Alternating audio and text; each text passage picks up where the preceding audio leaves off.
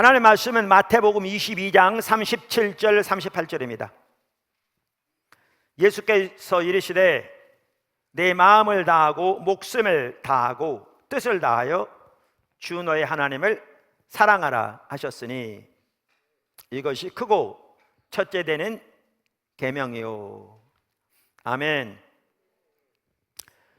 우리가 주일날 시간을 통해서 우리 신앙의 가장 본질적이고 핵심적인 부분들을 쭉 살펴가고 있습니다. 그러면서 지난 3주 동안 하나님을 아는 것, 그것이 얼마나 우리 삶에서 실제로 중요한가라는 것들을 이렇게 보았습니다. 여러 번 말씀드립니다마는 요한일서 1장 3절은 우리 신앙을, 우리의 구원을 한마디로 하나님과의 사귐이라 이렇게 표현하고 있고요. 즉 하나님과의 친밀한 교제는 우리가 하나님을 아는 것, 그리고 우리의 존재를 대해 하나님을 사랑하는 것을 의미합니다. 그래서 오늘은 이제 하나님을 사랑하는 것에 대해서 살펴보려고 합니다. 그러니까 성경에는 많은 명령들이 있습니다. 예를 들어 쉬지 말고 기도하라, 땅끝까지 복음을 전파하라, 죽도록 충성하라, 항상 기뻐하라, 내 보화를 하늘에 쌓아두라 등등. 그런데 그 중에서도 가장 우선적이고 첫째 되는 명령이 내 존재를 다해 하나님을 사랑하라는 것입니다. 그게 오늘 본문에서 하신 말씀인데요, 예수님이 직접 하신 말씀입니다. 그러니까 하나님을 사랑하는 것이 성경에 나오는 모든 명령 중에 가장 우선적이고 가장 중요한 명령이고요, 이게 되어야 비로소 나머지가 가능합니다. 그래서 우리가 이미 살펴본 대로 신명기 30장에 보면 하나님께서 우리 앞에 한쪽에는 생명과 복, 다른 쪽에는 사망과 화를 두셨다고 하시면서 너희와 너희 자손이 살기 위해 생명을 택하라 그랬잖아요. 그러면서 그 생명을 다른 말로 그가 내 생명이시요, 즉 하나님이 내 생명이다 이렇게 말씀하시죠. 그러니까 생명을 택하라는 말은 곧 하나님을 택하라는 말이죠. 그래서 16절과 20절에는 하나님을 택하는 길을 이제 말하고 있는데, 3가지씩 말하는데 2번 반복해서 다 나오고 2번 다 가장 맨 먼저 나오는 말씀이 내 하나님의 여호와를 사랑하라는 겁니다. 그러니까 이게 돼야 나머지가 비로소 가능한 것이죠. 그래서 우리 신앙의 가장 중요한 것은 하나님을 아는 것과 더불어 하나님을 사랑하는 것입니다. 여러분의 삶과 사역의 가장 우선적이고 큰 목표가 하나님을 사랑하는 겁니까? 그게 여러분의 열망이라면 여러분은 옳은 자리에 있습니다. 그게 현재 여러분의 열망이 아니라면 여러분은 돌이켜야 할 자리에 있습니다. 오늘 우리가 우리 자신의 실체를 볼 수 있는 계기가 되기를 주님으로 축원합니다. 자, 하나님을 사랑하는 것에 대해서 살펴볼 텐데, 오늘은 하나님을 사랑한다는 말이 무슨 뜻이냐, 그 부분을 집중적으로 살펴보려고 합니다. 그러니까 하나님을 아는 것에서도 그렇듯이 하나님을 사랑하는 것에 있어서도 가장 중요한 것 중에 하나가 그 말이 무슨 뜻이냐라는 겁니다. 그걸 모르면 하나님을 전혀 사랑하지 않으면서도 하나님의 관점에서는 본인은 하나님을 사랑하고 있다고 자부하는 자만심 속에 빠질 수 있거든요. 하나님을 사랑하지 아니함으로 임하는 모든 심판의 열매들이 삶에 가득한데도 전혀 그 사실을 인식하지 못하고 영적인 우월감과 자만감에만 빠져있는 그러한 잘못을 범하기 쉽거든요. 더 심각한 것은 하나님을 사랑한다는 말의 의미가 뭔지를 모르니까 어떻게 돌이켜야 할지도 모르는, 이렇게 돼버립니다. 그래서 하나님을 사랑함에 있어서도 하나님을 사랑한다는 말이 뭐냐라는 것을 올바로 이해해야 합니다. 한 번은 오래전에 전방 한 부대에 우리 팀들이 군정병 집체교육을 하는데 절들 한번 와달라고 그래가지고요, 그때 운전을 제가 직접 하지 않았습니다만 전방 아주 위였으니까 3시간인가 4시간을 차를 타고 갔거든요. 근데 이제 점심 시간 후에 오후 시간에 제 설교 시간이었어요. 한 150명 모였던 것 같더라고요. 연대 전체 군정병들이 모였거든요.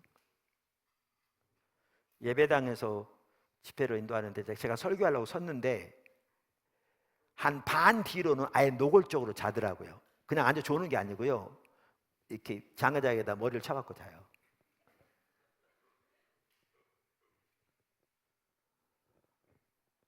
그러니까 같이 갔던 우리 성도님들이 사진 찍어가지고 밴드 올리면서 큰일 났다 막 기도해달라고 부탁하는.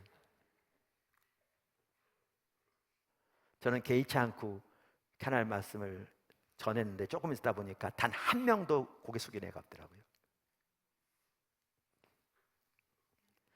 오늘 일부 예배 시간에 예배당에 어떤 청년이 하고 자더라고요.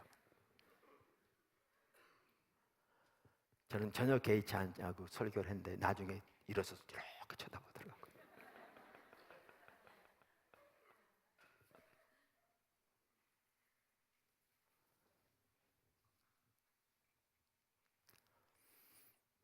첫째, 단순히 종교적인 의식들을 하는 것이 하나님을 사랑하는 것은 아닙니다. 하나님을 위해 종교적인 의식들을 하는 것이 하나님을 사랑하는 것은 아닙니다. 왜 이 부분을 구태여 살펴보느냐 하면요, 오늘날 너무나 많은 성도들이 이렇게 잘못 이해하고 있기 때문에 그렇습니다. 우리가 이 시리즈를 살펴보면서 신앙의 본질과 의식도 살펴보았고요, 또 거짓 신앙 체계도 살펴보았습니다. 그러면서 우리가 많이 보았던 구절 중에 하나가 이사야서 1장이죠. 그래서 여러분 대부분 잘 압니다. 근데 뭐 최근에 방문한 분도 계실 것이고 잘 모르는 분도 계실 것 같아서 다시 한번 그 구절을 읽겠습니다. 우리가 이 구절을 읽을 때 여러분은 뭘 보셔야 되느냐 하면 그들이 얼마나 많은 종교적인 의식을 하나님께 드렸는가라는 것을 보시기 바랍니다. 10절, 너희 소돔의 관원들아 여호와의 말씀을 들을지어다. 너희 고모라의 백성아 우리 하나님의 법에 귀를 기울일지어다. 여호와께서 말씀하시되 너희의 무수한 재물이 내게 무엇이 유익하뇨? 나는 순양의 번제와 살진 짐승의 기름에 배불렀고 나는 숫송아니나 어린 양이나 순염소의 피를 기뻐하지 아니하노라. 너희가 내 앞에 보이려 오니 이것을 누가 너희에게 요구하였느냐? 내 마당만 밟을 뿐이니라.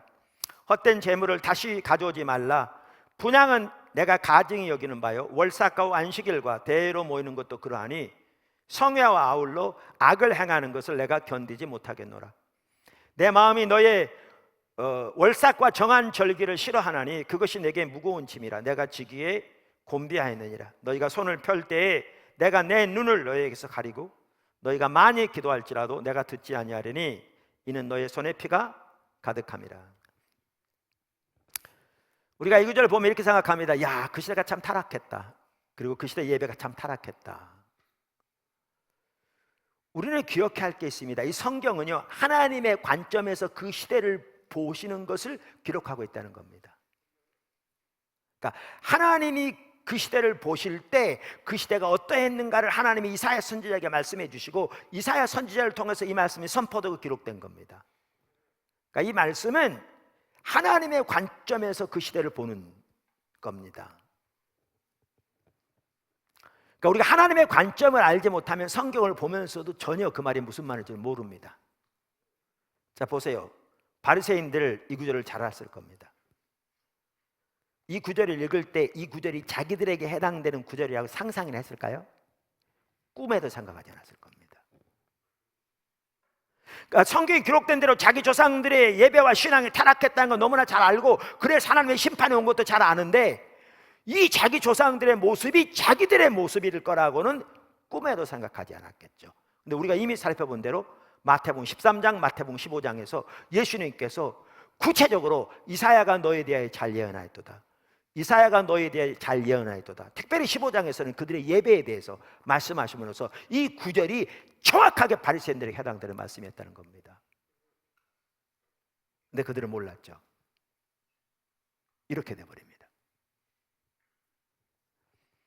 그래서 제가 뭐라고 말씀드렸냐면, 하나님의 관점에서 지금 보시는 건데 자세히 보면서 그 당시 사람들이 하나님을 위해서 얼마나 많은 종교적인 의식을 드렸는가를 한번 보라 그랬어요, 제가. 그러면 여기 뭘 볼 수 있냐면, 그들은 안식일을 기본으로 지켰고요, 매월 첫날 하나님께 특별한 예배를 드리게 돼 있는 율법에 월삭 예배를 철저히 지켰고요, 그들은 모든 절기와 대회를 성경대로 철저히 드렸던 걸 볼 수 있어요. 하나님께 나올 때 하나님께 희생제물을 드리는데 숫송아지, 순염소, 어린 양, 순양, 이게 왜 중요하냐면 성경에 드리라고 하는 제물들이에요. 그 중에서도 살긴 가장 좋은 것들을 무수히 하나님께 드렸어요. 여기 보시면 여기 살긴 짐승 그랬잖아요. 아모스 시대와 이사야 시대가 같은 시대인데, 아모스 시대에 보면 그 시대 하나님께 드린 그들의 제물을 영어 NIV 성경에는 뭐라고 되어 있냐면 choice offering이라고 되어 있어요. 영어로 choice란 말은 선택이란 말도 되는데 상품 혹은 최상품이란 그 말이에요.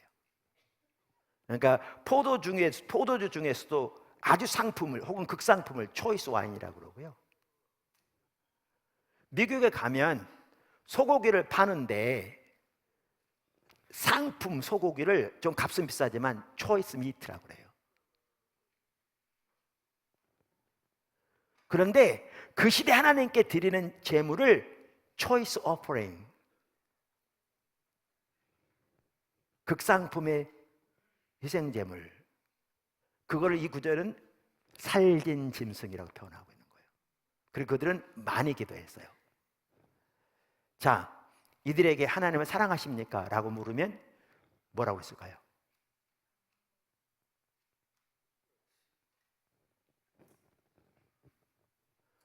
본인들은 자신들이 당연히 하나님을 사랑한다고 자부하고 있었겠죠. 이렇게 많은 종교적 의식을 드리는데. 근데 하나님은 뭐라고 그러시는데요? 그들의 예배에 대해서 이렇게 신랄하게 하나님께서 말씀하실 뿐만 아니라, 우리가 이미 살펴본 대로 1장 4절에 슬프다 범죄한 나라요, 허물진 백성이요, 행악의 종자요, 행위가 부패한 자식이로다. 그들이 여호와를 버리며 이스라엘의 거룩하신 이를 마누리하고 멀리하고 물러가도다. 자, 바리새인들은 얼마나 종교적인 의식들을 하나님께 많이 잘했는지를 잘 알고 있습니다. 그러니까 그들은 자기들이 하나님을 사랑한다고 생각했을까 안 했을까요? 서기관들은 여기다 박스를 달고 다녔는데 그 안에 쉐마, 여호와는 오직 하나이신 여호와시니 너희는 마음을 다하고 뜻을 다하고 성품을 다해 주 내 하나님을 사랑하라, 그 구절을 넣고 다녔다니까요. 그리고 그들이 그토록 철저하게 종교적인 의식들을 하는 게 당연히 하나님을 사랑하는 거기 때문에 한다고 생각했겠죠. 그럼 그들은 본인들이 하나님을 사랑한다고 생각했을까 안 했을까요? 당연히 그랬겠죠. 근데 예수님이 요한복음 5장 42절에 그 바리새인들이 하신 말씀입니다. 그 문맥을 보시면 명확하게 알 수 있습니다. 뭐라고 그러셨는가? 이렇게 말씀하셨습니다. 다만 하나님을 사랑하는 것이 너희 속에 없음을 알았노라. 하나님만 사랑한다는 겁니다. 이런 걸 보셔야 합니다. 제가 처음 교회를 개척해 섬길 때요, 포도나무 교회는 제가 개척해 섬긴 두 번째 교회인데요, 한국 돌아와서 몇 주 동안 집중적으로 하나님을 사랑하는 것에 대해서 그 당시 설교했어요. 그랬더니 한 번은 한 성도가 저에게 와서 그러는 거예요. 목사님, 하나님을 사랑하라는 말 그만하시죠. 아니, 그 기본적인 얘기를 왜 자꾸 하세요? 아니, 우리가 하나님 사랑하니까 주일날 교회에 나왔지. 근데 이미 사랑하고 있는데 뭐 때문에 계속 그 얘기를 하세요? 이렇게 말하는 거죠. 그분 처남이 목사였어요. 그러니까 처남하고 수시로 얘기도 했었고요. 첫 번째 주도 아니까 그 두 번째 주도 아니까 그 한 세 번째 주쯤에 그런 것 같아요.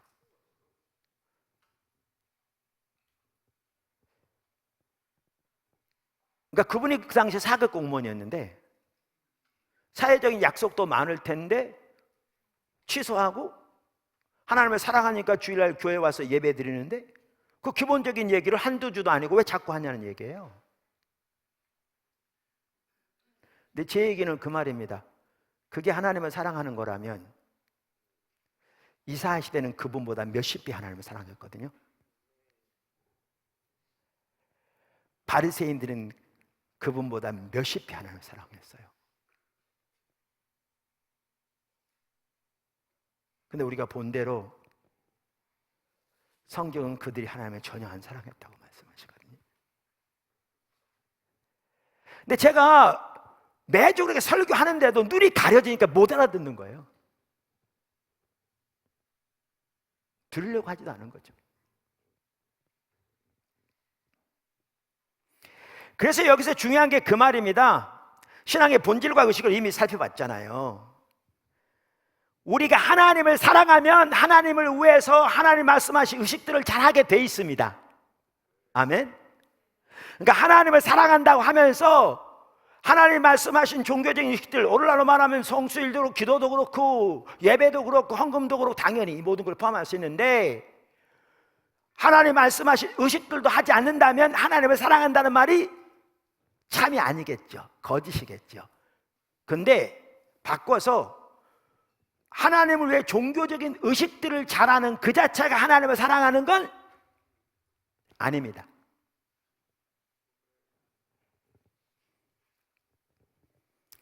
제가 자주 예를 들잖아요. 여러분 쉽게 이해되도록. 수학적으로는요 A 이꼴 B면 B 이꼴 A예요. 예를 들면 3 더하기 2가 5면 5는 3 더하기 2라고 똑같다고요. 근데 논리적으로는 그렇지 않아요. 좀 너무 안 맞는 예지만 여러분 쉽게 이해하고 자꾸 말하잖아요. 자 보세요. 제 아내는 여자예요. 근데 이걸 뒤집어서 여자가 제 아내는 아니에요. 이거 완전히 다른 얘기예요. 완전히 다른 얘기입니다. 하나님을 사랑하는 자는 종교적인 의식을 잘하게 돼 있어요.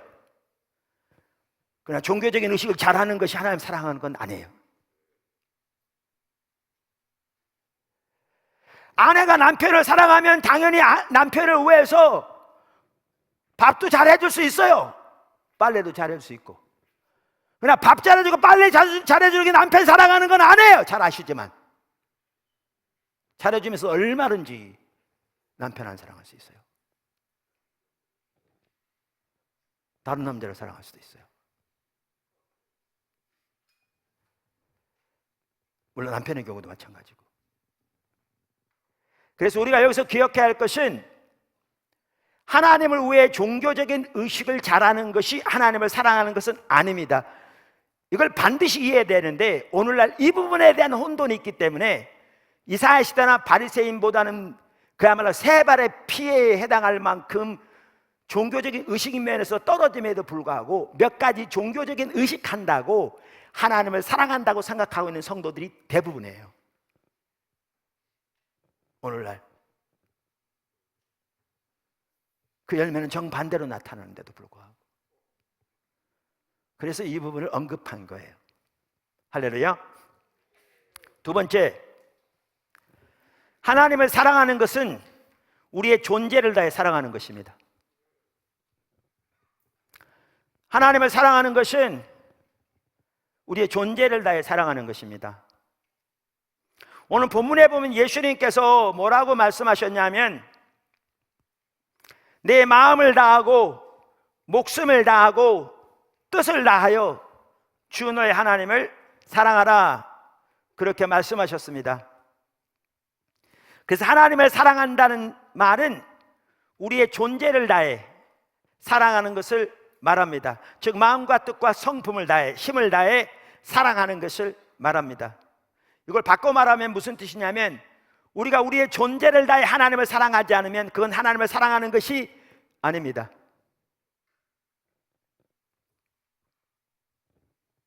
그건 세상에서도 그렇습니다. 어떤 남편이 아내를 사랑하는데 한 달 30일 중에 29일은 사랑하고요 하루만 다른 여자를 사랑해. 그럼 사랑하는 겁니까? 여기 여자분들 많은데 그런 남편과 사시겠습니까? 안 살죠. 욕심도 많으셔라. 96.7%를 사랑하는데, 그런 건 사랑하는 게 아닙니다. 전혀. 제가 과거에 어느 교회 집회 가서 이 얘기를 했더니 나이 많으신 권사님 한 분이 계셨는데 젊어서 상처가 있는지 그분이 그러더라고요. 설교 중에 목사님 그건 그 여자를 사랑하는 거예요 그러더라고요. 정확하게 그렇습니다. 그건 그 여자를 사랑하는 겁니다.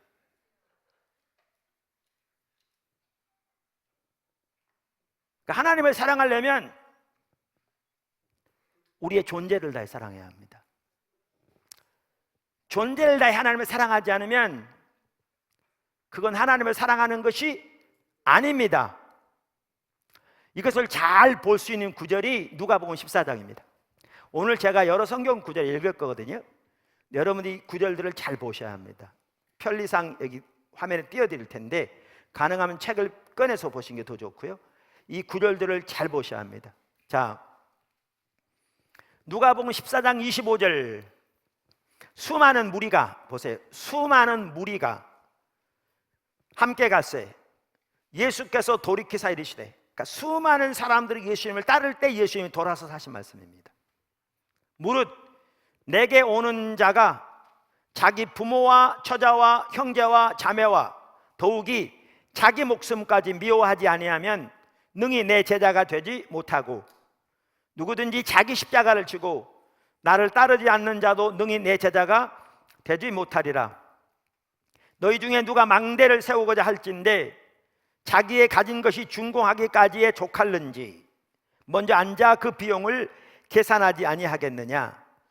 그렇게 아니하여 그 기초만 쌓고 능히 이루지 못하면 보는 자가 다 비웃어 이르되 이 사람이 공사를 시작하고 능히 이루지 못하였다 하리라.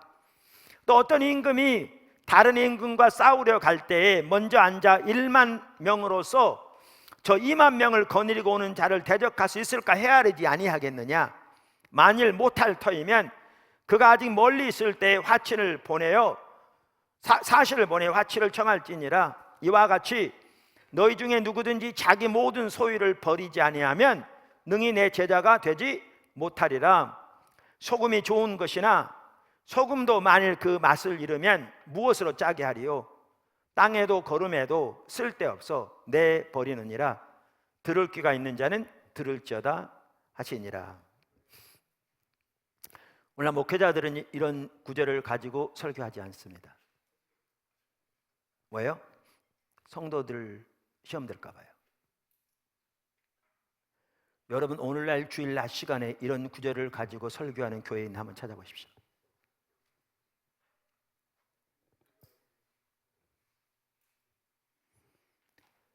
소위 예수 믿은 지 오래됐다고 하는 성도들도 이런 구절에 대해서는 부담스러워합니다.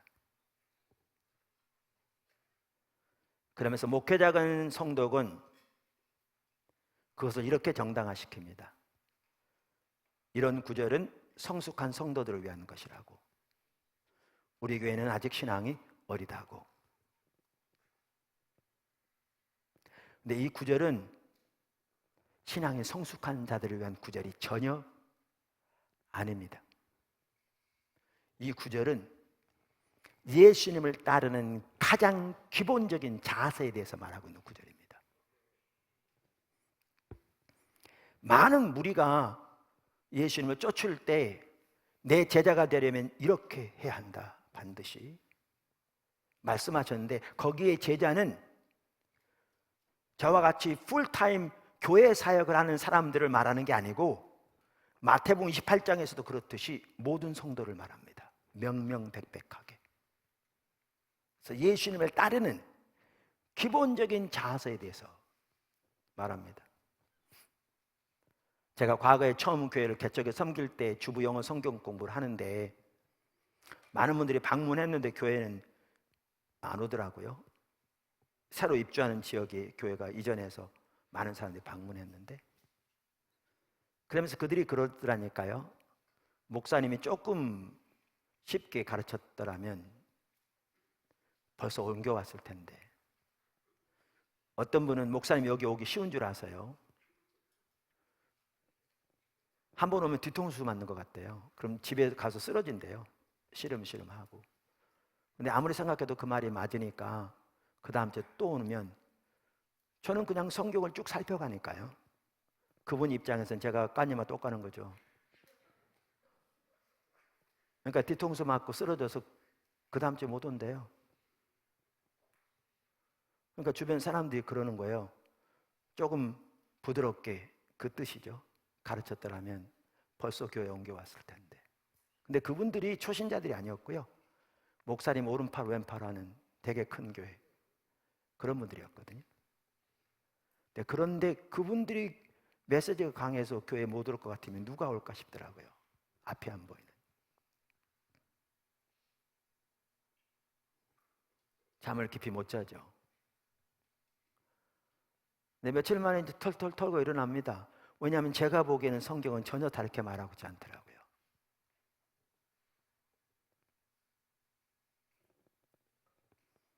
그러면서 제가 입버릇처럼 했던 얘기가 있습니다. 그래, 결국 하나님이 오셔야 돼. 어떻게 오실지 전혀 모르는 거죠. 근데 지금은요, 이게 더 선명해 보입니다. 예를 들면 이 구절이요, 예수님을 따르는 가장 기본적인 자세에 대해서 말하고 있는 구절입니다.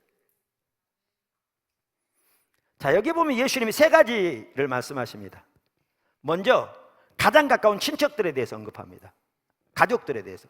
지금 여기 예수님이 언급한 사람들이 가장 가까운 가족들인 거 아세요? 부모, 자식, 그러니까 남편, 아내, 그 다음에 형제, 자매, 가장 가까운. 그 다음에 또 누구를 언급하고 계세요? 자기 자신. 그리고 또 뭐에 대해서 언급하고 계세요? 자기 돈. 여기. 그러면서 주님이 지금 두 가지 비유를 드세요. 하나는 건물 짓는 거죠. 망대를 짓는 거라고 그랬는데. 그러니까 건물 지을 때 다 완성하기까지 돈이 있는지 계산해 보지 않겠냐 그 말이죠. 제가 교회에 이렇게 건물을 많이 짓다 보니까 건축을 여러 번 해봤잖아요. 제가 직접 지은 건 아니지만. 근데 여러분, 건물을 지을 때요, 짓다가 중간에 멈추면 아무리 많은 돈이 들어갔어도 아무런 소용이 없고요, 짓다만 건물처럼 보기 흉한 게 없어요. 그 비유 드신 겁니다. 거기다 전쟁 비유는 뭐냐면, 요즘 푸틴이 아주 악랄하게 지금 전쟁을 일으켜서 우크라이나를 힘들게 하고 전 세계를 힘들게 하고 있는데 속히 무너지도록 기도해 주십시오. 푸틴이 무너지도록. 그런데 하나님의 정의가 살아나도록. 그런데 예전의 전쟁은 전쟁에 지면 다 빼앗기는 거예요. 죽고 빼앗기고 완전히 끝나는 거예요. 근데 전쟁하는 사람이 10,000명 가지고 20,000명의 적이 오는데 한번 해보자 뭐, 그렇게 한 사람이 있냐 그 말이죠. 안 되겠네, 그렇게 한 사람이 어디 있겠냐 그 말이에요. 다 죽게 생겼는데. 그러니까 주님을 따르려면 분명히 대가를 계산하고 따르라, 그 얘기입니다. 그러면서 아까 말한 세 가지를 말한다니까요. 그럼 그 세 가지 내용을 간단히 설명하면 이렇습니다.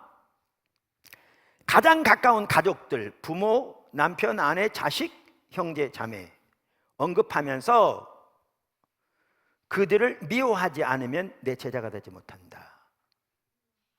그 말은 문자 그대로 미워하란 말이 아닙니다. 왜냐하면 성경에 보면 남편에게 아내를 사랑하되 그리스도가 교회를 사랑하여 자신을 내어주심 같이 사랑하라고 그랬는데, 그리고 다른 성경에 보면 남편이 아내를 사랑하지 않으면 하나님께 대한 기도가 막힐 거라고 그랬는데, 심지어 원수까지 사랑하라고 그랬는데, 그러니까 이 말은 가장 가까운 가족을 미워하란 말이 아닙니다. 성경 전체를 보셔야 되거든요. 특별히 예수님께서 이 말씀을 하신 것을 다른 복음서에도 기록되어 있는데요, 마태복음에는 10장에 기록되어 있는데 10장 37절에 이렇게 되어 있습니다. 아버지나 어머니를 나보다 더 사랑하는 자는 내게 합당하지 아니하고. 그럼 이걸 연결시켜 보면 이게 무슨 말인지 금방 알 수 있는데, 우리가 가장 가까운 가족을 사랑하는 이 사랑과 우리가 하나님을 사랑하는 사랑을 서로 비교해 본다면, 가장 가까운 가족을 사랑하는 사랑이 미움일 만큼 하나님을 더 사랑하라는 말입니다. 이 말은, 다시 말하면 가장 가까운 가족도 하나님의 발 앞에 내려지라, 그 말입니다. 그 다음에 또 하나, 여기 뭐에 대해서 말하고 있느냐 하면 자기 자신에 대해서 말합니다. 아까 성경 구절에 심지어 자기 목숨까지 미워하지 아니하면, 그러니까 자기를 사랑하는 것과 하나님의 사랑을 비교하면 이게 미움이 될 만큼 말이죠. 그러면서 누구든지 자기 십자가를 지고 나를 따르지 아니하면 내게 합당치 못하다. 이 말은 뭐냐면요, 자기 죽음을 말합니다. 요즘은 이렇게 십자가 목걸이도 달고 그러니까 이해가 잘 안 되는데요, 예수님 당시엔 누가 십자가를 지고 가면 뭐하러 가니 다 알았습니다. 죽으러 가는 거였습니다. 가장 처참한 형틀이었거든요. 그래서 자기 십자가를 진다는 말은 자기 자신에 대한 죽음을 말합니다. 즉 자기 목표, 자기 계획, 자기 목적에 대한 죽음을 의미하죠. 그 다음에 모든 소유를 버리지 아니하면 합당치 않다. 이 말은 진짜 모든 소유를 갖다 버려라는 말은 아닙니다.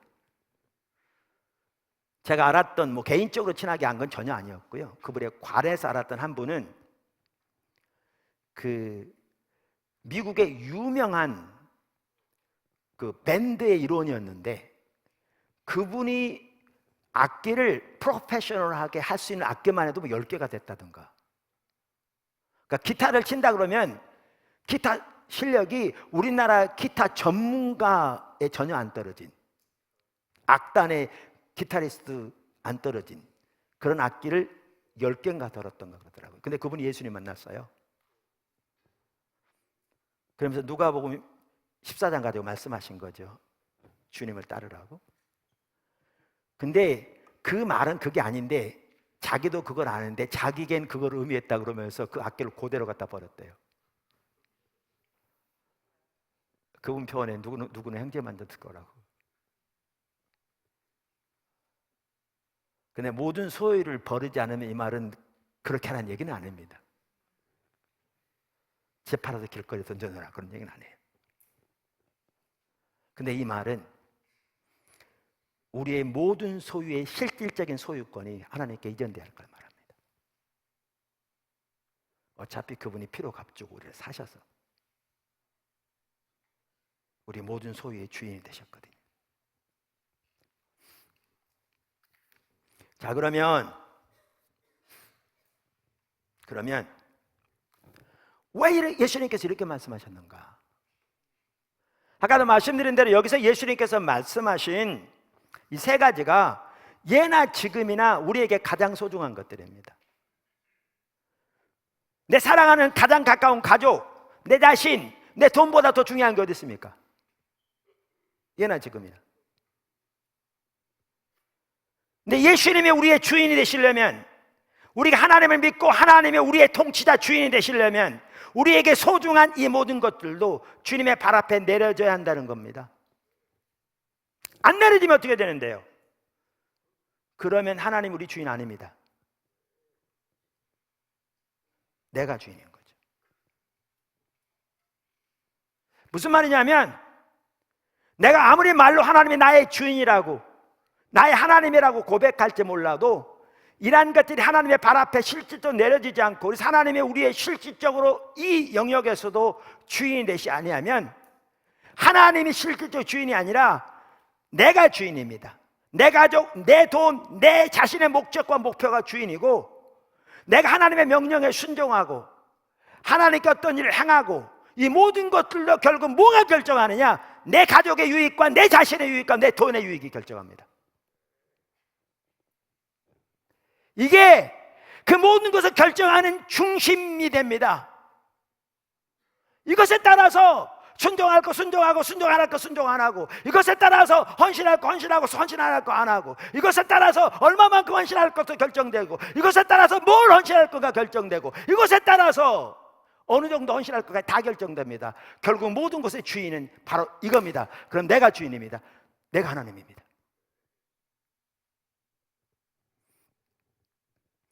바리새인들에게 아까 제가 말씀드린 대로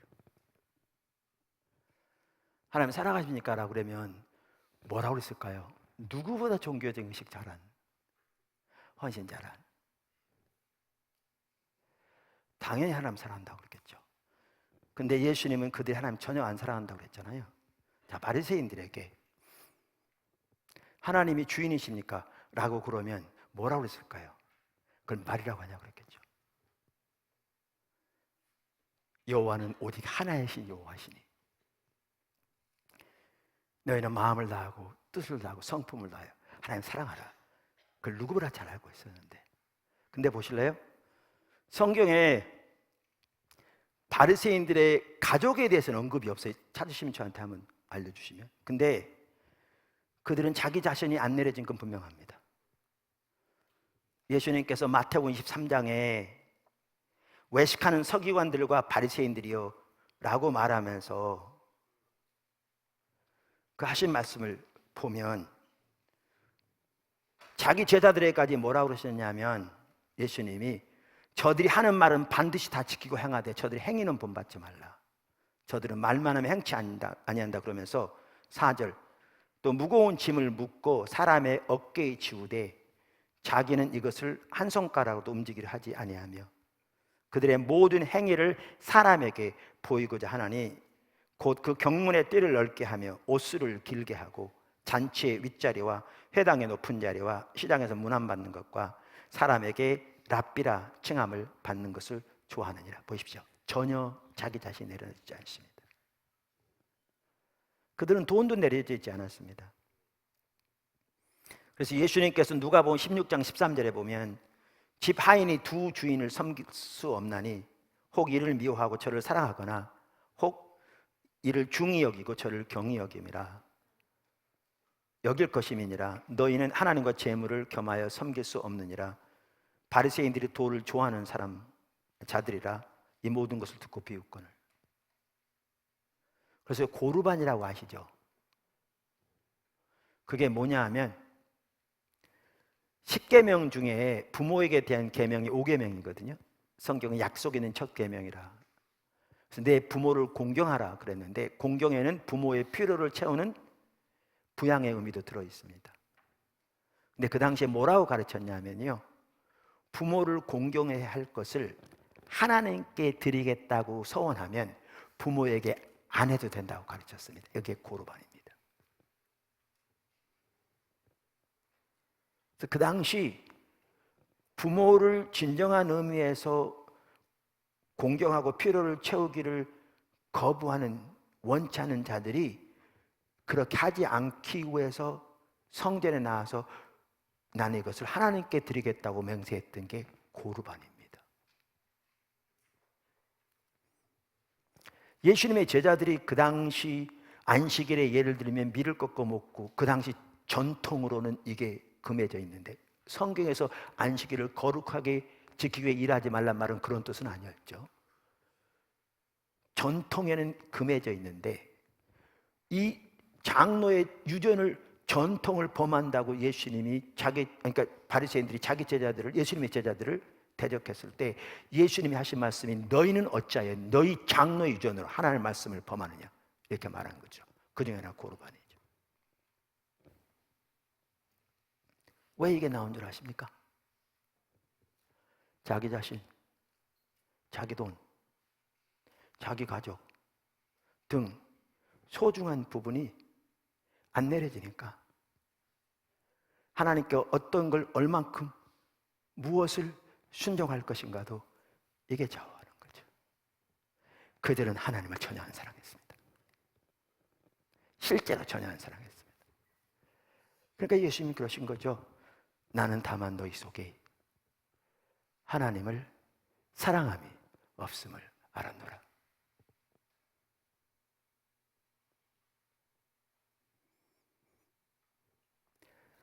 이렇게 우리가 하나님을 우리의 존재를 다해 사랑하지 않으면, 그래서 우리에게 소중한 것들도 하나님의 주권적인 통치 아래 실제적으로 내려지지 않으면 지금 말씀드린 대로 순종만 하더라도 올바로 순종하지 못합니다.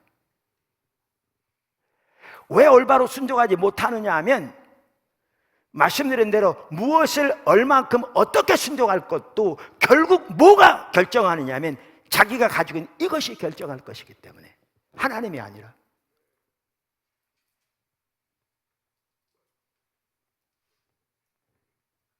그 순종 못합니다.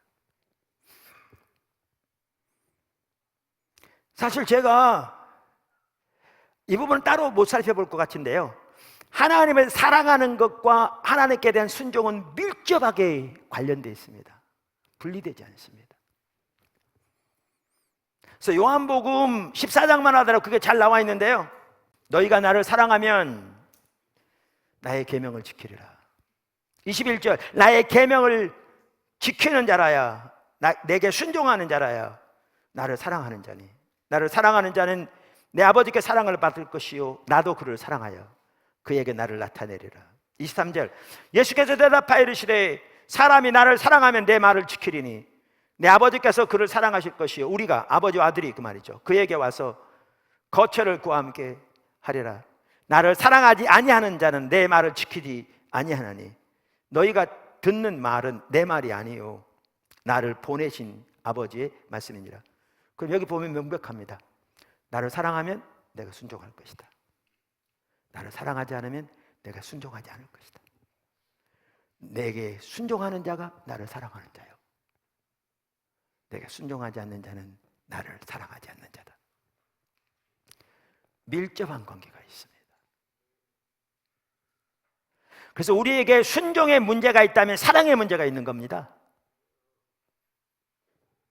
근데 말씀드린 대로 우리가 하나님을 존재를 다해 사랑하지 않으면, 그래서 우리에게 소중한 것들이 하나님 앞에 진정으로 내려지지 않으면 하나님께 참으로 순종할 수 없습니다. 왜냐하면 우리는 궁극적으로 우리가 소중히 여기는 것에 따라서 그 모든 것을 결정할 것이기 때문에 그렇습니다. 그것의 대표적인 예가 사울입니다. 하나님께 버림받은 왕 사울.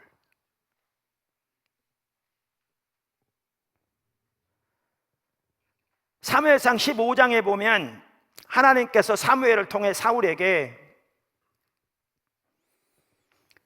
가서 아말렉을 치라고 합니다. 사실 하나님께서 두 번째 기회를 주신 겁니다. 13장에 보면 적과 대치하는 상황에서 사무엘에게 기다리라고, 내가 일주일 내에 가서 이스라엘 백성을 위해 제사를 지낼 테니까 기다리라고. 근데 일주일을 기다려도 안 왔습니다. 백성들이 그나마 그 위기 가운데서, 그때 군사력은 상대가 안 될 만큼 이스라엘이 약했습니다. 그들은 훈련도 받지 않은 군인들이었고, 그런데도 사무엘에 와서 하나님께 기도하고 제사를 드리고 하나님께서 도와주실 걸 기대하면서 그나마 버티고 있었는데, 일주일에도 안 오니까 사람들이 흩어지기 시작했습니다. 그랬더니 사울이 자기가 제사를 지냈습니다. 하나님이 망령되 행했다고 사무엘을 통해서 그를 버리시겠다고 하신 겁니다.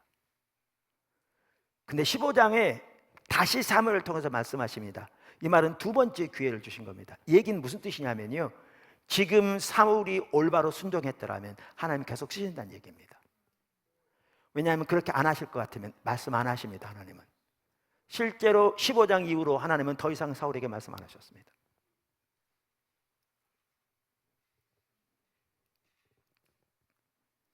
그러면서 하나님께서 명령하신 바가 뭐였냐면, 블레셋의 죄로 인해서, 아말렉의 죄로 인해, 죄송합니다, 하도 그게 그거 같아 자꾸 헷갈려. 아말렉의 죄로 인해서 사람이건 짐승이건 다 죽이라는 겁니다. 하나님 요즘은 전혀 그렇게 하지 않으신데요, 그 시대에는 어느 나라의 죄가 하늘에 닿으면 다른 나라를 들어서 그 나라를 지심으로 심판하기도 하셨습니다. 오늘은 그렇게 하지 않는다고 말씀드렸습니다. 푸틴이 그래서 우크라이나를 친 게 하나님의 심판이 전혀 아닙니다. 푸틴의 야욕 때문에 온 세계에 고통을 당하고 있는 거죠. 자, 그래서 여기 보시면 사울에게 말씀드린 대로 아말렉을 치라는 거죠. 자, 사무엘상 15장 1절부터 봅니다. 사무엘이 사울에게 이르되 여호와께서 나를 보내어 왕에게 기름을 부어 그의 백성 이스라엘 위에 왕으로 삼으셨은즉 이제 왕은 여호와의 말씀을 들으소서. 만군의 여호와께서 이같이 말씀하시기를 아말렉이 이스라엘에게 행한 일 곧 애굽에서 나올 때에 길에서 대적한 일을 내가 그들을 벌하노니 지금 가서 아말렉을 쳐서 그들의 모든 소유를 남기지 말고 진멸하되 남녀와 소아와 젖먹는 아이와 우양과 낙타와 나귀를 죽이라 하셨나이다 하니. 자, 그랬더니 사울이 어떻게 했냐고요? 8절 보십시오. 아말렉 사람의 왕 아각을 사로잡고 칼날로 그의 모든 백성을 진멸하였으되 사울과 백성이 아각과 그의 양과 소의 가장 좋은 것 또는 기름진 것과 어린 양과 모든 좋은 것을 남기고 진멸하기를 즐겨하지 아니하고 가치 없고 하찮은 것을 진멸하리라 아니라. 그러니까 어떻게 했냐면 사람은 왕 한 사람만 남기고 다 죽였고요. 짐승은 여기 나와 있는 소, 양 중에서 아주 좋은 것들은 안 죽이고 나머지는 다 죽였습니다. 그랬더니 하나님께서 사무엘에게 뭐라고 말씀하셨냐? 10절 여호와의 말씀이 사무엘에게 임하니라 이르시되 내가 사울을 왕으로 세운 것을 후회하느니 그가 돌이켜서 나를 따르지 아니하며 내 명령을 행하지 아니하였음이라 하신지라. 그가 불순종했다는 겁니다. 하나님을 거역했다는 겁니다. 그래서 버리시겠다는 거죠. 그래서 사무엘이 근심하여 온 밤을 여호와께 부르짖느니라. 밤새도록 하나님께 회개하고 기도한 거죠. 그리고 그 다음날 사울을 직면하러 갑니다. 12절 보십시오. 사무엘이 사울을 만나려고 아침에 일찍이 일어났더니 이런 사람이 사무엘에게 말하여 이르되 사울이 갈멜에 이르러 자기를 위하여 기념비를 세우고, 벌써 뭐 해놨습니까? 자기를 위하여 기념비를 세워놨습니다. 발길을 돌려 길갈로 내려갔다 하는지라. 사무엘이 사울에게 이른즉, 자 보십시오. 만나자마자 사울이 한 첫 마디입니다. 사울이 그에게 이르되 원하건대 당신은 여호와께 복을 받으소서. 내가 여호와의 명령을 행하였나이다. 하나님은 지금 사울이 하나님의 명령에 불순종해서 하나님을 거역해서 탄식하며 그를 세운 것을 후회하시고 버리셨는데, 사울은 지금 사무엘을 만나자마자 한 말이 자기는 하나님 명령하신 대로 순종했다는 겁니다. 왜 그렇게 말한 줄 아세요? 그 당시 아말렉 사람이 몇 명인지 모르지만 왕 하나 빼놓고 다 죽였고요, 짐승이 얼마였는지는 모르지만 좋은 거 빼놓고는 다 죽였으니까 프로테지로 따지면 엄청난 프로테지를 순종했거든요. 그러니까 사울은 순종했다고 말하는 거죠. 그랬더니 사무엘이 이르되 14절, 그러면 내 귀에 들려오는 이 양의 소리와 내게 들리는 소의 소리는 어찌미니까? 사울이 이르되 그것은 무리가 아말렉 사람에게서 끌어온 것인데 백성이 당신의 하나님 여호와께 제사하려 하여 양들과 소들 중에서 가장 좋은 것을 남김이요 그 외의 것은 우리가 진멸하였나이다. 책임을 이제 백성들에게 전가하고요, 정당화시키죠. 하나님께 제사 지내려고 가장 좋은 것을 당신이 하나님께 제사 지내려고 했다는 겁니다. 그렇더니 우리가 잘 아는 대로 19절에 이렇게 말합니다. 어찌하여 왕이 여호와의 목소리를 청종하지 아니하며 탈취하기에만 급하여 여호와께서 악하게 여기시는 일을 행하였나이까? 이게 무슨 말이냐면요, 하나님께서 여호수아 시대에 죄송합니다, 여리고 성을 멸하셨잖아요. 그들의 죄로 인해 그 성 전체를 멸하신 거예요. 이건 하나님께 온전히 드려진 것을 전혀 못 건드리게 돼 있어요. 아무도. 하나님이 그 도시를 심판하신 거거든요. 근데 하나님께 드려져 전체를 심판하신 그것을 아간과 그의 무리가 탈취했잖아요. 지금 똑같은 걸 말하세요. 하나님께서 아말렉을 심판하여 그 전체가 하나님께 드려져 심판하는 것을 왜 탈취하기에 급급하시나이까? 불순종하여.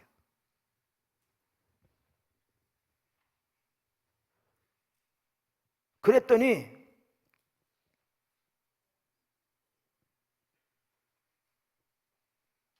사울이 사무엘에게 이르되 나는 실로 여호와의 목소리를 청종하여, 계속 그렇게 말합니다. 여호와께서 보내신 길로 가서 아말렉 왕 아각을 끌어냈고 아말렉 사람을 진멸하였으나 다만 백성이 그 마땅히 멸할 것 중에서 가장 좋은 곳으로 길갈에서 당신의 하나님 여호와께 제사하려고 양과 소를 끌어왔나이다 하는지라. 사무엘이 이르되, 우리가 잘 아는 구절입니다. 여호와께서 번제와 다른 제사를 그의 목소리를 청종하는 것을 좋아하심같이 좋아하시겠나이까? 순종이 제사보다 낫고 듣는 것이 순양의 기름보다 나으니 이는 거역하는 것은 점치는 죄와 같고 완고한 것은 사신 죽은 신 우상에게 절하는 죄와 같음이라. 왕이 여호와의 말씀을 버렸으므로 여호와께서 왕을 버려 왕이 되지 못하게 하셨나이다. 그러면서 옷을 잠고 찢어지니까 이렇게 당신의 나라를 당신에서 뜯어내실 겁니다. 그랬더니 이제 회개하는 것 같아요. 근데 회개도 진정이 아니에요. 보실래요? 24절. 사울이 사무엘에게 이르되 내가 범죄하였나이다.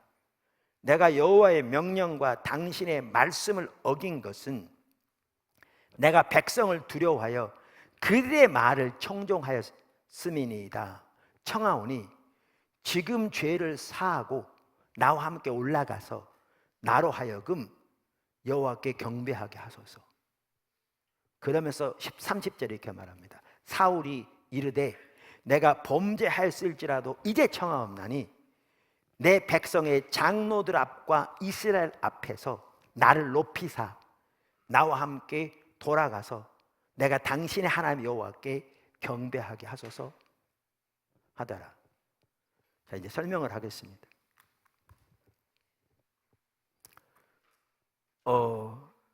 왜 왕을 살려준 줄 아십니까? 다 죽이고.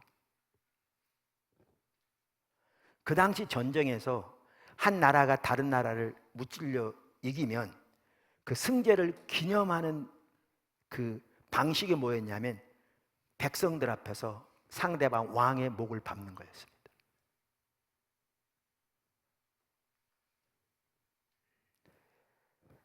사무엘이 사울을 직면하러 갔을 때 이미 사울은 자기를 위한 기념비를 세워놓았습니다.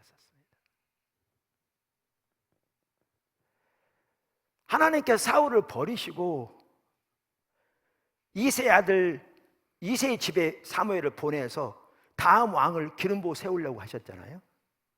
그때 큰아들이 지나가니까 얘가 바로 그 왕이다. 사무엘이 그렇게 생각한 거예요. 그러니까 사무엘도 참 보면 위로가 돼요. 왜냐하면 그 말에 하나님이 그에게 주신 말이 단 하나 땅에 떨어지지 않을 만큼 그러한 하나님의 은사가 강한 하나님의 사람이었는데, 사울이 다른 사람마다 고개 하나 더 있고요, 성격이 아주 카리스마적이고 생긴 것도 준수하고 사람들을 압도하기에 충분해서 그 당시에 무기는 곧 힘이잖아요. 그래서 그렇게 세웠는데 지금 큰아들이 사울과 같은 거죠. 외모가. 그러니까 바로 이거다. 지금 사무엘이 실패한 지가 며칠도 되지 않았는데 똑같이 보는 거죠. 그랬더니 주님이 사람은 외모를 취하지만 나 여호와는 중심을 본다. 이 말에 보면 사울은 중심이 옳지 않았어요. 그래서 보세요. 기념비를 먼저 세웠고요, 사람들 앞에서 자기 승리를 내세워 자기의 승전을 높이고 자기의 이름이 높아지고 사람들 앞에 군림하는 것이 하나님의 명령을 순종하는 것보다 더 소중했어요. 그에게는.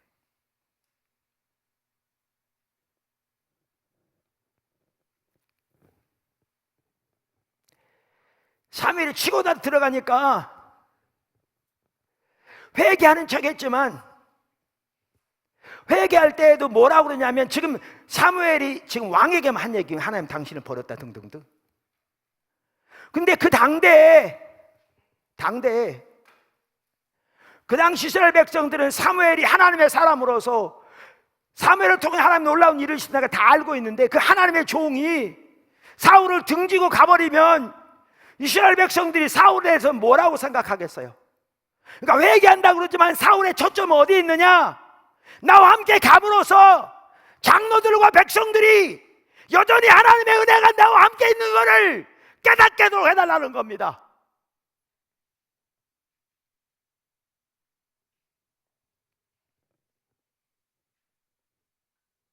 이게 사울입니다.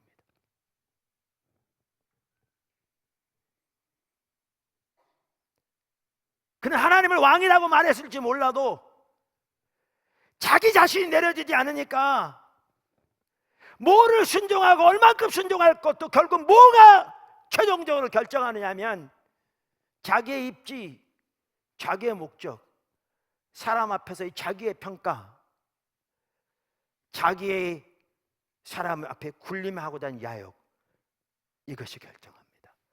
회개도 순종도 예배도 다 이게 결정합니다. 그러니까 전혀 하나님께 진정으로 순종할 수 없었습니다.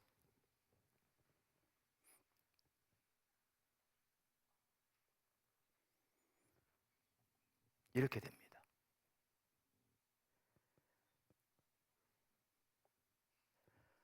그러니까 하나님을 존재를 다해 사랑하지 않으면, 그러니까 하나님을 사랑한다는 말은 존재를 다해 사랑하는 것이고요. 살펴본 대로 하나님을 존재를 다해 사랑하지 않으면 하나님을 사랑하는 게 아닙니다. 그러면 하나님께 대해서도 진정으로 순종하지도 못합니다.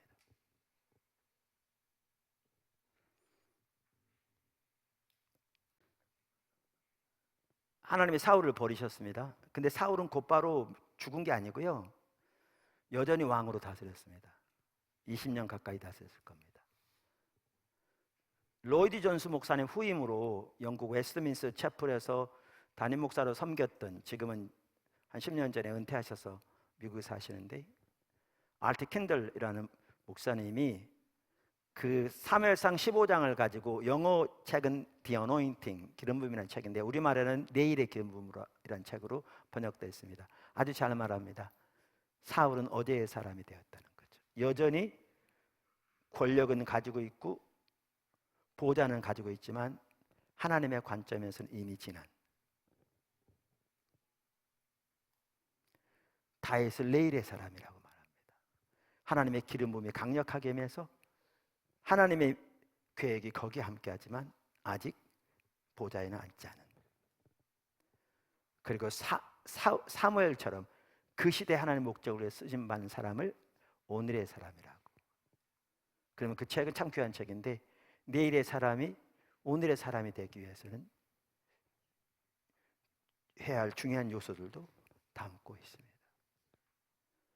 사울, 하나님을 존재를 다해 사랑하지 않았기 때문에 진정으로 순종할 수도 없었고요, 전혀 하나님 사랑하는 자가 아니었습니다. 그래서 바리새인들에게도 예수님이 나는 다만 너희 속에 하나님을 사랑함이 없음을 알았다, 이렇게 말씀하십니다. 그리고 이런 관점에서 오늘날 우리들의 모습을 본다면 정말 심각합니다. 한국교회 너무너무 끔찍하게 심각합니다. 우리들의 모습, 저의 모습, 여러분의 모습. 그런데 우리는 말씀드린 대로 바리새인이나 이사야 시대에 비하면 종교적인 의식 면에서는 정말 세 발의 피에 불과할 만큼 너무나 그들과는 비교도 안 되게 부족하게 함에도 불구하고 그 몇 가지 한다고 하나님을 사랑한다고 생각하고 있습니다.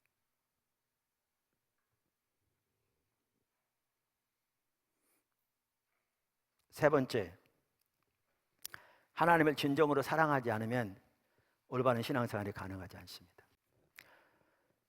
하나님을 진정으로 사랑하지 않으면 올바른 신앙생활이 가능하지 않습니다. 지금 하나님을 사랑하는 것과 순종의 관계를 살펴보았습니다. 그 사울의 경우도 보았습니다. 금방 볼 수 있습니다. 우리가 또 다른 곳에서도 볼 수 있는데요. 누가복음 14장에 나온 오늘 말씀, 그와 같은 말씀이 마태복음 10장에 나옵니다. 아까도 말씀드렸죠. 근데 마태복음 10장은 주님을 따르는 길에 핍박이 있을 것을 말씀하시는 구절입니다.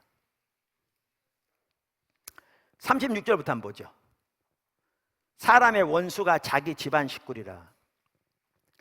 아버지나 어머니를 나보다 더 사랑하는 자는 내게 합당하지 아니하고 아들이나 딸을 나보다 더 사랑하는 자도 내게 합당하지 아니하며 또 자기 십자가를 지고 나를 따르지 않는 자도 내게 합당하지 아니하니라.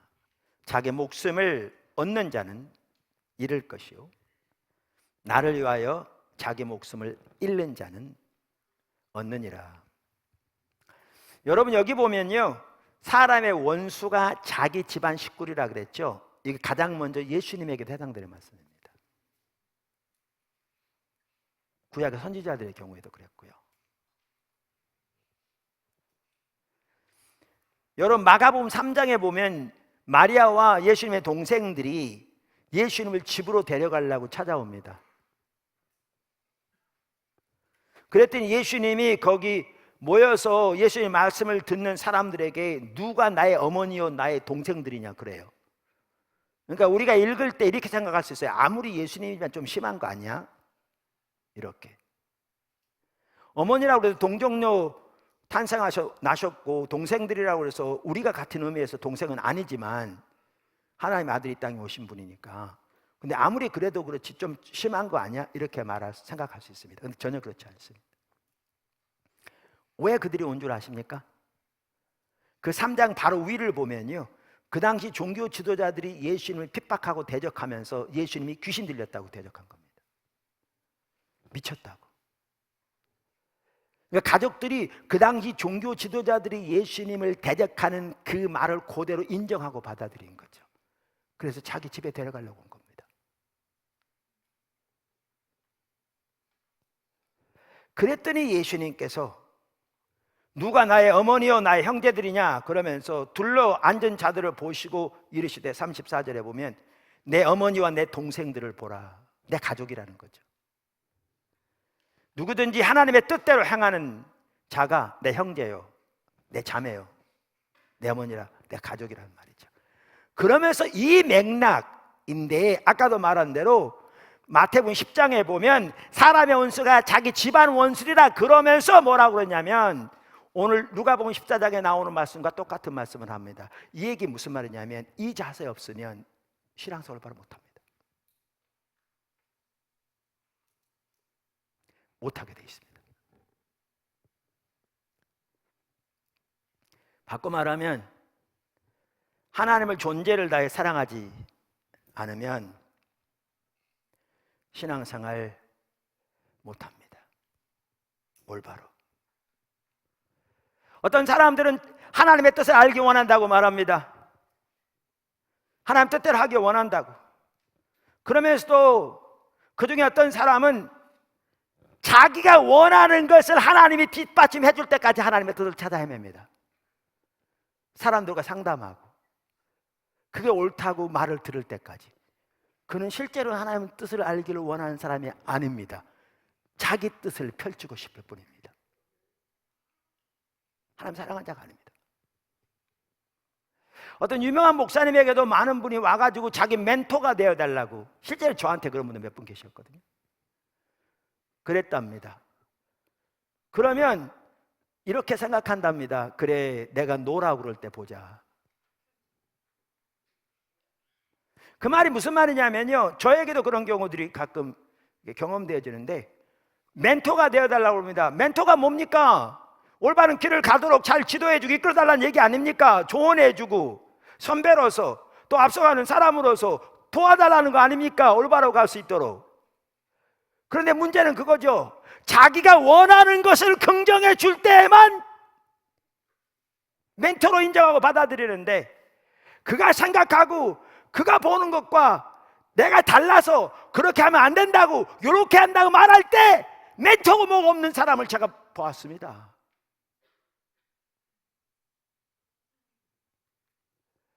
우리가 하나님의 뜻을 따라 산다고 하면서 동일한 이해를 가지고 행동하는 사람이 절대 적지 않습니다.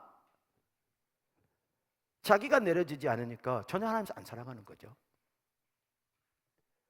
구원은 표면적으로는 하나님의 뜻을 따라 살기를 원한다고 말할지 모르지만 실제로는 자기 뜻을 펼치기 원하는 거죠.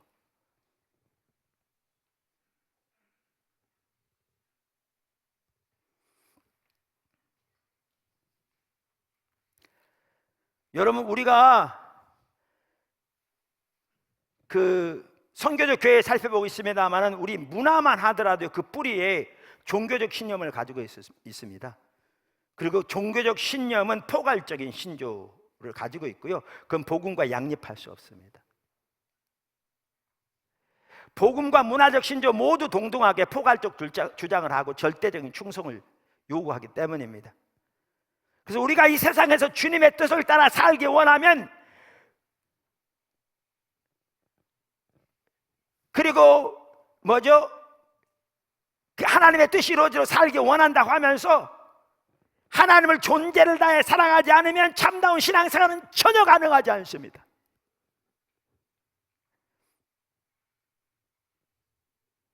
신앙을 사적인 영역에 가두고 교회에서 주일에 하는 것으로 제한시키고 몇 가지 종교적인 의식을 하는 것으로 축소시키고 나머지 삶에서는 세상의 신조, 세상의 종교, 자기 종교, 자기가 진짜로 믿는 그 종교를 따라 살 것이기 때문에 우리가 하나님을 존재를 다해 사랑하지 않으면 세상에서 하나님의 뜻을 따라 살 수 없습니다.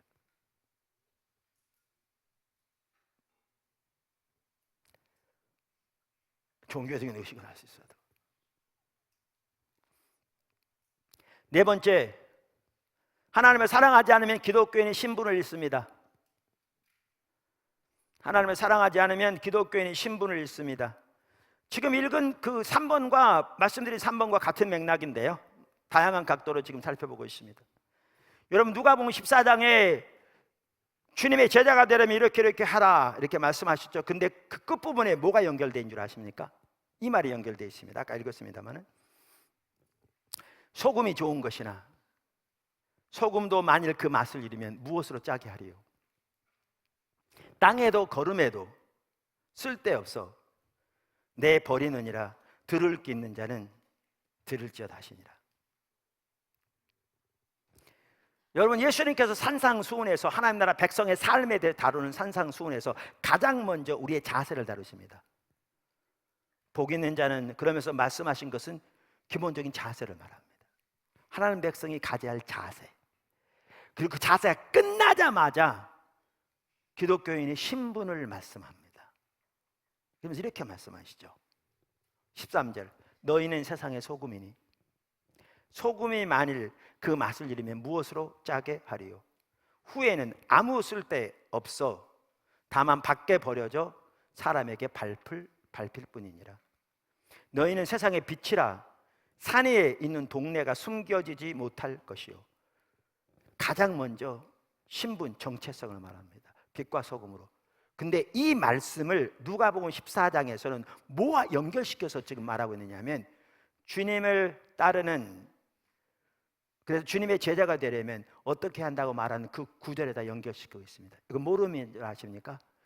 하나님을 사랑하려면 존재를 다해 사랑해야 되고요, 아까 살펴본 대로. 그러려면 우리에게 이 소중한 것들이 하나님의 발 앞에 주님의 통치 아래 근본적으로 내려져야 되고요, 이게 안 되면 그게 소금의 맛을 잃는 겁니다.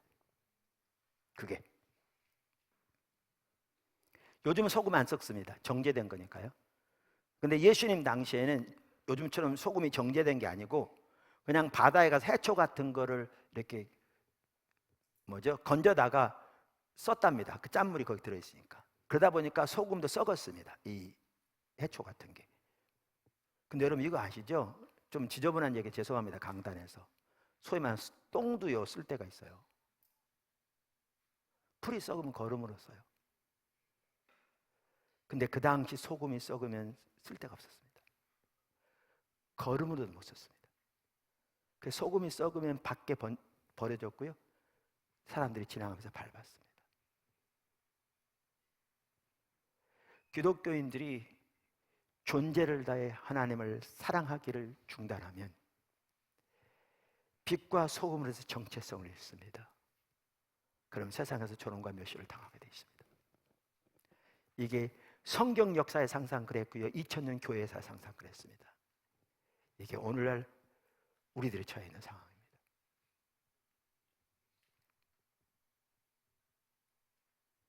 다섯 번째, 하나님의 역설.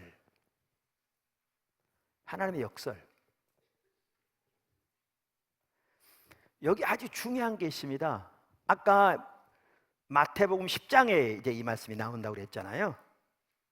그러면서 아까 여러분 읽어서 혹시 기억하실지 모르겠지만 이 오늘 누가복음 14장에 나오는 거와 동일한 말씀을 마태복음 10장에서 하시고 난 다음에 무슨 말씀이 바로 연결돼 나오냐면요, 이 말씀이 나옵니다. 39절에 자기 목숨을 얻는 자는 잃을 것이요 나를 위하여 자기 목숨을 잃는 자는 얻으리라. 여기 하나님의 역설이 나옵니다. 하나님께서 우리에게 우리의 존재를 다해 하나님을 사랑하라고 말씀하셨습니다. 여러분 기억하시겠습니다. 왜 그렇게 말씀하셨는가? 하나님이 먼저 하나님의 존재를 다해 우리를 사랑하시기 때문에 그렇습니다. 제가 주례할 때 가끔 그 얘기를 하는데, 남편이 아내를 사랑하되 자기의 모든 것으로 아내를 사랑하는, 근데 아내가 또 반대로 바꿔서도 마찬가지고요. 남편을 사랑하는데 남편 혼자만 만족하지 못하고 다른 남자도 혹은 남자의 경우 다른 여자도 필요하다면 어떻게 거기에 사랑의 교제가 되겠습니까? 하나님께서 우리에게 우리의 존재를 다해 하나님을 사랑하라고 말씀하시는 것은 하나님이 먼저 하나님의 존재를 다해 우리를 사랑하시기 때문에 그렇습니다. 그리고 그 사랑의 징표가 예수님의 십자가입니다. 로마 5장 8절, 우리가 아직 죄인 되었을 때에 그리스도께서 우리를 위하여 죽으심으로 하나님께서 우리에 대한 자기의 사랑을 확증하셨느니라. 요한일서 4장 8절, 사랑하지 아니하는 자는 하나님을 알지 못하나니 이는 하나님은 사랑이심이라. 하나님의 사랑이 우리에게 이렇게 나타난 바 되었으니 하나님이 자기의 독생자를 세상에 보내심은 그로 말미암아 우리를 살리려 하심이라. 사랑은 여기 있으니 우리가 하나님을 사랑한 것이 아니요 하나님이 우리를 사랑하사 우리 죄를 속하기 위하여 화목제물로 그 아들을 보내셨습니다. 이렇게 하나님 우리 사랑하시기 때문에요, 우리 향한 하나님의 뜻은 최선입니다. 그래서 이사야서 55장은 이렇게 말하죠. 8절 9절, 이는 내 생각이 너희의 생각과 다르며 내 길은 너희의 길과 다름이니라. 여호와의 말씀이니라. 이는 하늘이 땅보다 높음같이 내 길은 너희의 길보다 높으며 내 생각은 너희의 생각보다 높음이니라. 그게 무슨 말이냐면요, 내가 나를 위해 가지고 있는 목표와 계획보다 하나님이 나를 위해 예비하신 목표와 계획이 하늘이 땅에서 높은 것보다 더 높다 그 말입니다. 저는 시골에서 태어나서 초등학교까지 시골에서 자랐는데 그 당시 전기도 안 들어왔고요. 제가 시골에서 중학교를 가면 완전히 시골에 썩을 것 같더라고요. 그래서 시골에 중학교 가면 안 가겠다고 어머님도 계신데, 서울 외삼촌들이 있었는데 내가 서울 학교 보내달라고. 내가 덕수중학교 가고 덕수상고 가서 되게 가난한 사람들 상고 가서 은행에 취직하니까 내가 그렇게 갈 테니까 공부해서 저 보내달라고. 그래서 중학교를 서울로 왔습니다. 저는 중학교를 재수한 사람입니다. 그 당시에 5과목을 시험을 보는데 자연까지는 거의 다 만점 맞았는데요, 예능은 시골 학교에서 배워본 적이 없어가지고 음악, 미술 이런 거를 처음부터 끝까지 연필 굴리니까 붙을 리가 없죠. 그래서 중학교를 재수해서 더 좋은 학교도 갈 수 있었는데요, 집이 가난하니까 독서학원 가서 은행 가려고 도수중학교를 갔습니다. 그리고 나중에 독서학원을 갔습니다. 그리고 그러는 중에 하나님께서, 제가 고등학교에서 폐교에 걸려가지고 심하게 휴학하고, 그런 과정에서 기도하는 중에 제가 구원의 확신을 갖게 되고 주님께 제 삶을 드리게 되고, 그리고 고등학교 3학년 때 저를 주의 종으로 부르셨다고 그랬잖아요. 주님의 인도를 따라서 목회자의 길을 가게 되는데, 가는 과정에서 가장 어려운 길로만 보내는 것처럼 앞길이 보이지 않는 그런 때도 많았고, 교회가 자꾸 어려울 때 고생도 많았지만, 제 인생을 돌아볼 때요, 제가 은행원으로서 살아서 은퇴해서 살 지금 생활보다 지금 목회자로 살고 있는 게, 저는 다른 사람 뭐라고 할지 몰라도 저는 30배, 60배, 100배보다 더 나은 삶이라고 확신합니다. 제가 그렇게 자신 있게 말할 수 있습니다.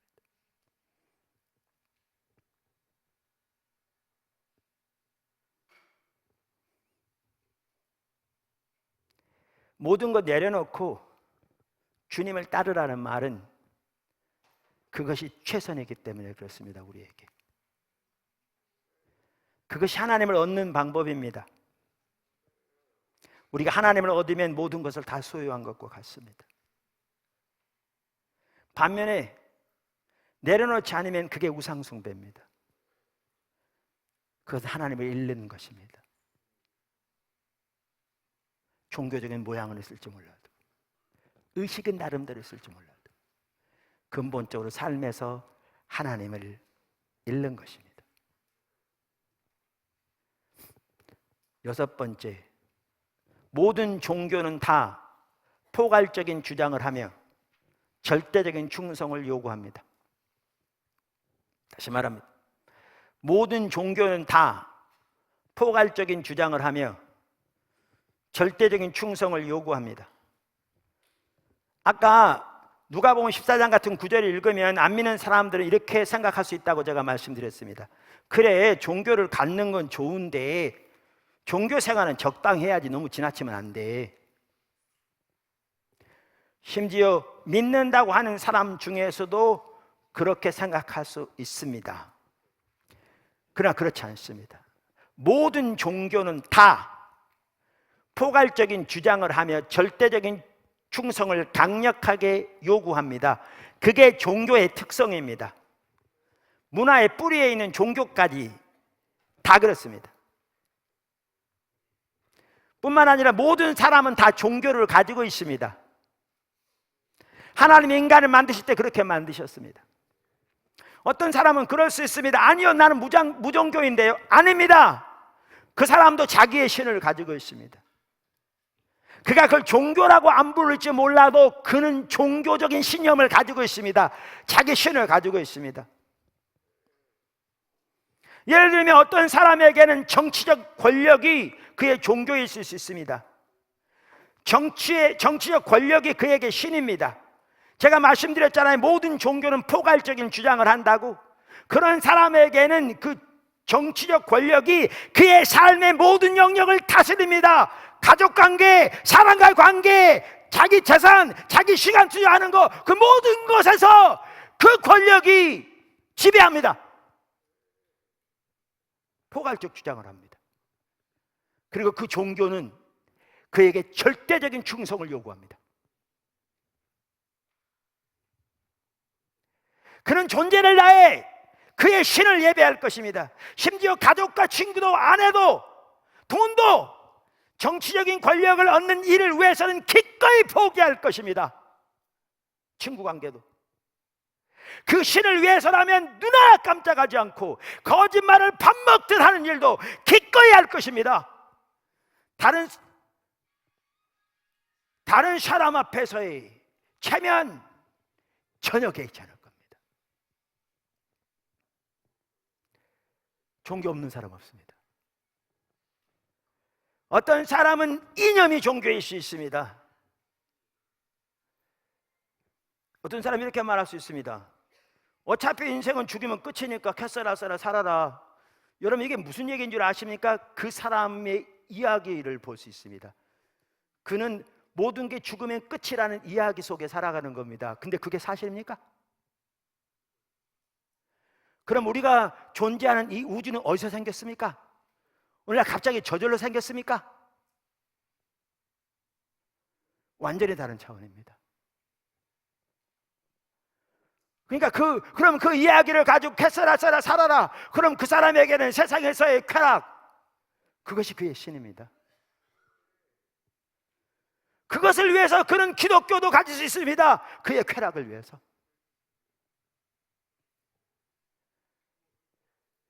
그것이 그의 삶의 모든 영역을 다 통치할 겁니다. 포괄적입니다. 그리고 그 신은 그에게 절대적인 충성을 요구합니다. 절대적인 충성을. 문화적인 종교도 마찬가지입니다. 이 부분은 제가 너무 복잡해지니까 지금 넘어가겠습니다. 그래서 여기서 기억할 게 있습니다. 예레미야 누가복음 14장에 나오는 것과 같은 이게 너무 좀 과한 거냐? 아닙니다. 전혀 과한 게 아닙니다. 여기 차이는 과한가 아닌가가 아니라 어떤 신을 믿느냐입니다.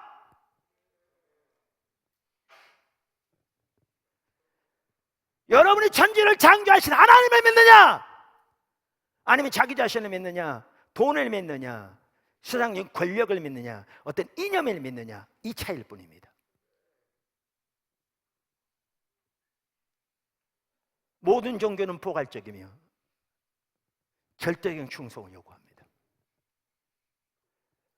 그래서 우리가 말씀드린 대로 하나님을 사랑하되 우리의 존재를 다해 사랑하지 않으면 하나님을 사랑한 것이 아닙니다. 여러분, 레슬리 뉴비긴이 그 세상의 문화와 관해서 사실 말한 건데요, 그는 이렇게 지적했습니다. 사람이 천명하는 종교와 진짜 종교 사이에는 차이가 있을 수 있다. 내가 믿는다고 고백하는 종교와 내가 실제로 삶에서 나에게 영향을 미치는 종교는 다른 것일 수 있다는 겁니다.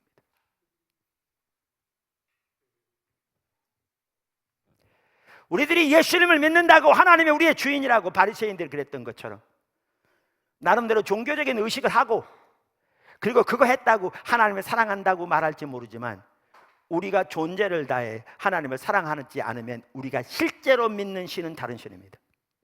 그게 우상입니다. 그것이 무엇이든지 사람마다 다르겠지만 다른 것입니다. 그리고 그는 그 우상에게 자기의 절대적인 헌신을, 충성을 드리고 있는 겁니다. 그의 모든 가족관계, 그의 모든 돈, 그의 모든 목표, 삶의 목적도 그 신에게 드리고 있는 겁니다.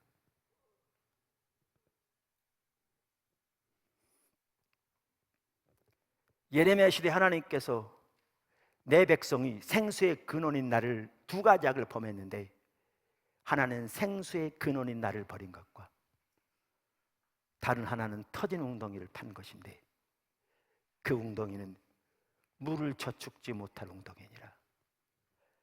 이게 이 시대 하나님 백성들에게 너무나 팽배하게 퍼져 있는 우상 숭배의 실태입니다.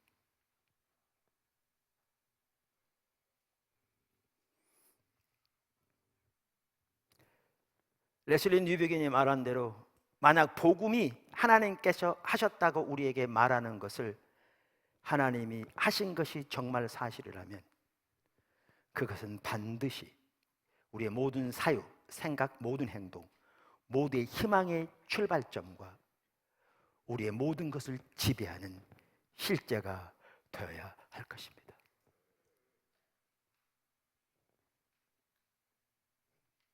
그게 하나님을 사랑한다는 말입니다.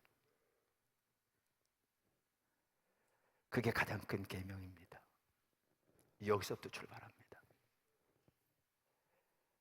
이게 돼야 성경이 말하는 신앙생활도 비로소 가능하고 이게 돼야 하나님의 은혜와 생명도 실제로 넘치고 이게 돼야 우리는 세상에서 소금으로 빛으로 살아갈 수 있습니다. 주님의 자원으로. 그 자리에 서시게 되시기를 예수 이름으로 축복합니다. 기도하겠습니다. 반주할 좀 앞으로 나오시고요.